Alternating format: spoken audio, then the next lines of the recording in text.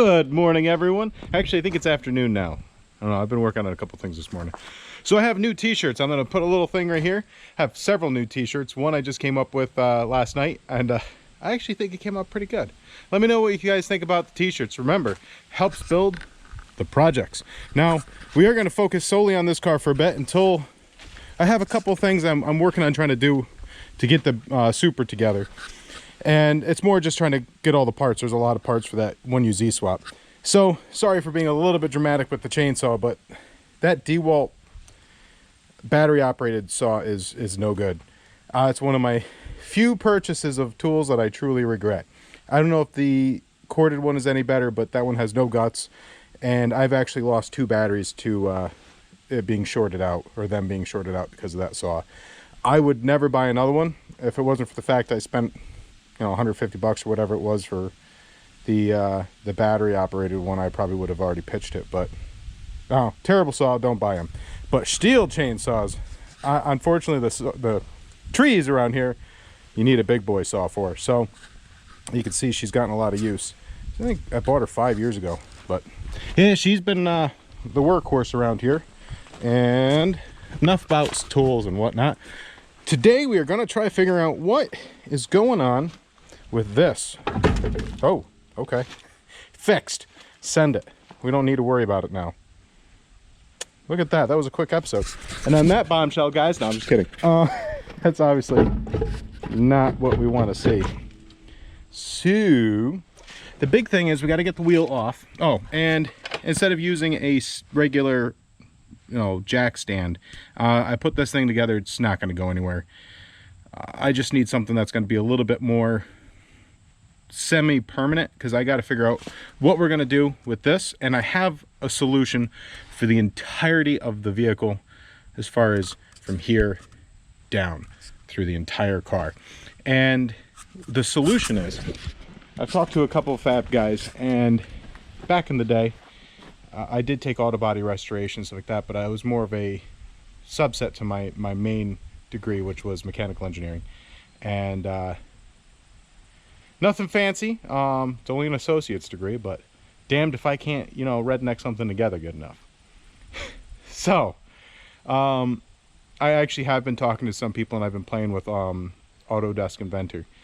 And I don't see why we're going to have a problem with taking a 5th generation Camaro and using its, mostly its rear end and its independent suspension to really solve the problem of this vehicle. And we're probably going to do a bit of a tube framing, because I've been looking at those Art Morris frames and they are just not in the budget. So we're going to go with good old school round stock, and we're going to build this thing to be, I'm actually thinking a dragger, but I don't want it to look like a dragger. So I want it to look bone stock, and I would love to eventually have a 455 from TA Performance. Speaking of TA Performance, unfortunately it takes time for things to be shipped if it's not Amazon. The wonderful people over at TA Performance hooked me up by, well, it's expensive, so you know, they didn't really hook me up, but they're the only people that make them. So thank you guys over at TA Performance for making a very awesome intake manifold, and working with me over the phone to find all the parts I need, and the wonderful the staff over there for really dealing with my ignorance of what is the Buick engine. So it did cost a pretty penny, but that's what you get for buying the best. And if you have a Buick, and you're an older Buick, and you're looking for parts for it, look no further. They have a phenomenal selection, and their staff is very, very smart. Now, mind you, this is not paid. I wish it was. But no, they really do have a phenomenal staff, and very knowledgeable staff. So we're going to dig right into this, and hopefully next weekend we will get this thing running for the first time. We're going to keep the 315 here for pretty much the foreseeable future, unless something happens. So yeah, I'm also going to keep an eye on Copart for a 5th generation Camaro. One did pop up, but it looks like it's going to go a little more than I was expecting. So anyways, pop this wheel off, see how bad this is, and maybe it's just an easy fix. I know there's definitely no bearing in there, but that's all right. So here's what we're looking at here. This is pretty rough. So yeah, that's the wonderful condition of even the front frame. I thought it was more localized to the rear, but at least this side here is pretty rough. Let's see what happens when I move the bumper here. Okay, I mean that's on there, just missing a couple bolts. It kind of looks like someone may have done some damage to the frame at some point, whether they're trying to push it or I don't know. So the wheel wells and everything look great. That's what I was looking at when it's like, oh, you know, these aren't going to be too bad. Oh, son of a bitch. Let's see. Just how totally chooched is this? How far from reality is it to be able to repair it? Oh god. Like I said, I would love to afford an Art Morris frame, but as it stands right now, we're probably going to see if we can't find a second-hand frame. The cool thing about the Art Morris ones is they can take some serious horsepower, but yeah, as you can see, this thing there's really no saving this frame. So we might be able to cut that further and weld in patches, but I don't really see that being in the cards. I think this is going to be a tube it out. I want to keep everything as stock as possible as it looks, but we're either going to have to buy a new frame, an Art Morris frame if we could ever afford one of those, or we're going to have to tube it. What do you guys think? Should we tube it? If we tube it, it gives us a lot more options of what we can do in the very near future. So down here is pretty rough. It's pretty much everywhere where the dirt was pretty much touching is all but done. So not the end of the world. Well, what do you expect from a car this old that's been sitting for almost 40 years?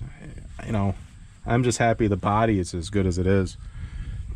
So I mean, it's got a little bit of rust rate at the very bottom of the quarter panel there, but that's really it.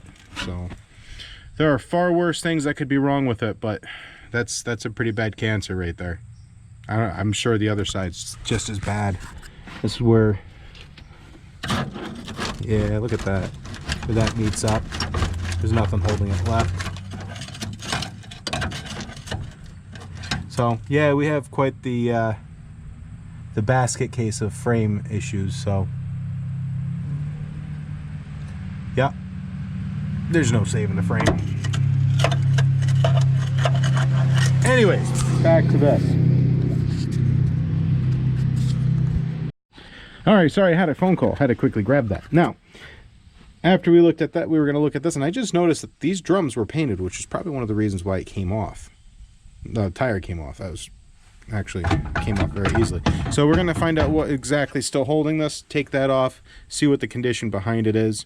As far as the frame goes, I would really love to be able to work something out with Art Morris, but I don't think I'm even remotely big enough of a channel to work something out like that. So we're probably going to either tube it or see if we can't find a frame locally, because even though we could probably get a frame less expensive from out west or down south, the shipping is probably going to make up for the difference in cost. So I have a lead of a potential frame nearby, and I'll go talk to them this weekend if I can't see what we're going to be looking at cost-wise. As far as everything else goes, if we do get a new frame, our body's so good that I don't see why it wouldn't work out. Let's tear this off. It's interesting that it was painted at one point, but I mean, if I can't get a flashlight in here, fast forward this for you guys.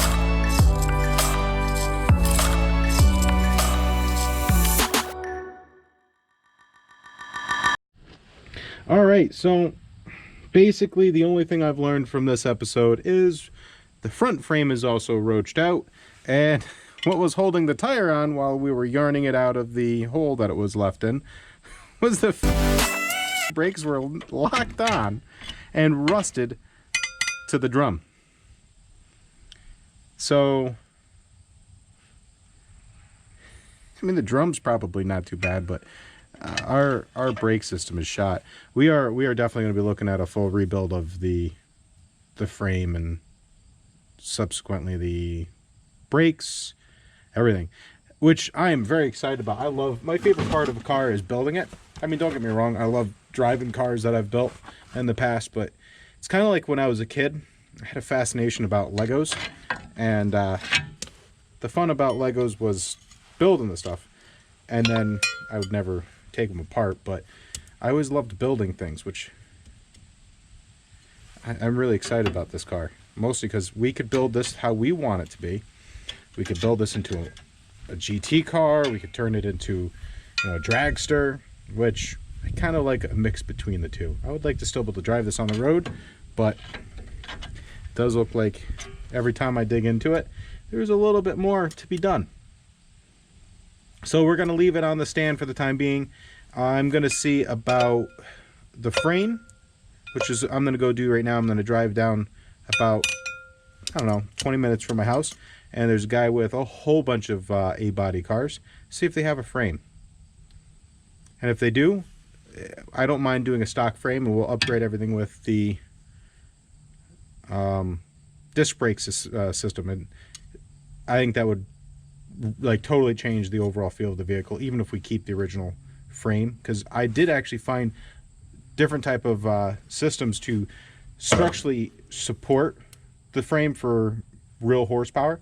So I think that might be the route we go. That might be the least expensive route and the one with the best results. So sorry for not having a little bit better news this episode, but you know, sometimes you win them and sometimes you lose. So hopefully at the end of the night you win more than you lose, but we'll see what happens. Guys, have yourselves a wonderful night.